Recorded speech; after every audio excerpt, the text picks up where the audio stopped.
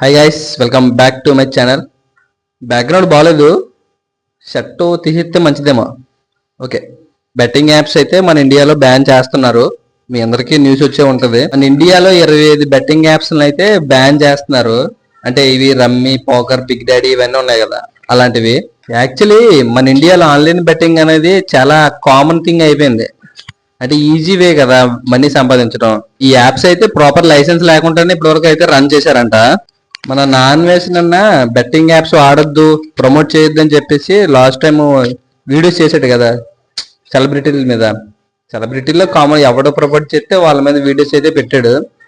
అంతకు ముందు వరకు ఎలా ప్రమోట్ చేశారంటే బెట్టింగ్ యాప్స్ ఒక్క లెక్కలోనే ఎవ్వడికి అసలు ఆ యాప్స్ గురించి తెలియనోడు కూడా బుర్రలోకి ఎక్కించి చూడు డబ్బులు ఎంత ఈజీగా వస్తున్నాయి అని చెప్పేసి ఆయన్ని కూడా ట్రై చేయించి ఇలా చేశారు. నాకు తెలిసి ఆ టైంలో మీరు కూడా ట్రై చేయాలి అని ఎవరో ఒకరు మీరు కూడా ట్రై చేసే ఉంటారు, ఎంతో కొంత పెట్టి డబ్బులు పెట్టి.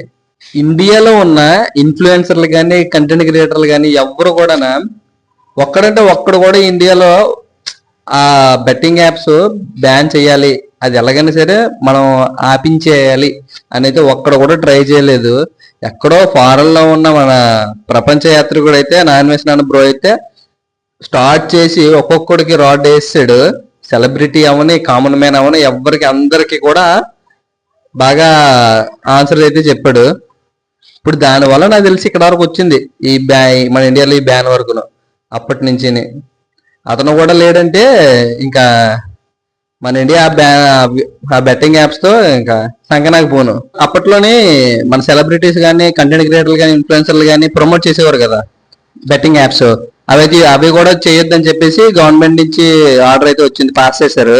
ఎక్కడ కూడా యాడ్స్ కానీ ఆ యాప్స్ నుంచి వచ్చే పేమెంట్స్ కూడా బ్లాక్ చేయమని చెప్పేసి అన్నారు.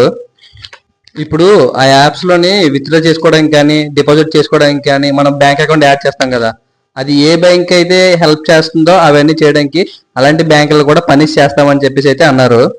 ఈ యాప్స్ ని ఒకవేళ ఇప్పుడు బ్యాన్ చేసిన తర్వాత, అంటే ఇప్పుడు లోక్సభలో ప్రవేశపెట్టారు, ఇది రాజ్యసభకి వెళ్ళిందంటే ఇంకా ఎవడు కూడా ఇది బెట్టింగ్ యాప్స్ అయితే ముట్టుకోవడానికి ఇది ఉండదు. సో ఇప్పుడు ఎవరైనా సరే బ్యాన్ అయిపోయిన తర్వాత మళ్ళీ స్టార్ట్ చేశారంటే వాళ్ళకి 3 సంవత్సరాలు జైలు శిక్ష, 1 కోటి రూపాయలు జరిమానా వేస్తారు. అలాగే ఇన్ఫ్లుయెన్సర్లకు కానీ క్రియేటర్లకు కానీ ఇవి కానీ ప్రమోట్ కానీ చేశారంటే వాళ్ళకైతే 50 లక్షలు జరిమానా, 2 సంవత్సరాలు జైలు శిక్ష. నేనైతే చాలా సార్లు క్రికెట్ ఆడుతుంటారు కదా, వాళ్ళ టీషర్ట్ల మీద డ్రీమ్ 11 అని, ఒకే విన్ అని చాలా సార్లు అయితే చూశాను. నాకు తెలిసి వాళ్ళకి స్పాన్సర్షిప్ చేస్తాయేమో ఆ బెట్టింగ్ యాప్స్. మరి ఇప్పుడు బ్యాన్ అయిన తర్వాత మళ్ళీ ఎలా ఉంటుందో చూడాలి, మనకి కూడా తెలియదు వాళ్ళకి స్పాన్సర్షిప్ చేస్తారో లేదో.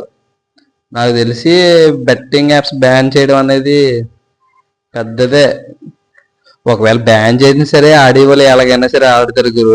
అంటే నా క్వశ్చన్ ఏంటంటే, అప్పుడు చాలా మంది అయితే బెట్టింగ్ యాప్స్ వాళ్ళు చనిపోయారు, చాలా మంది అయితే డబ్బులు దొబ్బెట్టుకున్నారు. అవన్నీ ముందే చేయొచ్చు కదా ఈ బ్యాన్ ఏదో, ఇవన్నీ అయిపోయిన తర్వాత ఎందుకు చేయడం? ఇప్పటికీ చాలా మంది ఆ బెట్టింగ్ యాప్స్కి అయితే ఎడిక్ట్ అయిపోయారు ఆల్రెడీ. ఇప్పుడు చేస్తే ఏం లాభం? ఆడాలనుకున్నవాడు, ఎడిట్ అయిపోయినవాడు ఎలాగైనా సరే విపిఎన్ ఆన్ చేసుకున్నా సరే వాడు ఆడతాడు ఎలాగైనా సరే, ఎడిక్ట్ అయిపోయినవాడు. ఇప్పుడు స్టార్టింగ్ లో లేనిది ఇప్పుడు బ్యాన్ చేస్తే అందరికి మైండ్ ఎక్కేసిన తర్వాత ఏం చేస్తారు? సరే మయ్యా, ఇక్కడ వరకు వీడియో చూసుంటే ఒక లైక్ వేసుకో, వేరే వాళ్ళకి షేర్ అవుతుంది ప్లీజ్. నా ఉద్దేశం ఏంటంటే, బెట్టింగ్ యాప్స్ బ్యాన్ అయినా అవ్వకపోయినా ఆడకండి. ఆడితే ఒక లెక్కలో తోలు తీరిపోద్ది. అది ఎడిక్షన్ అనమాట.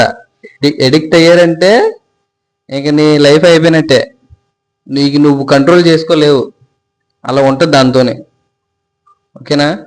ఆడకండి.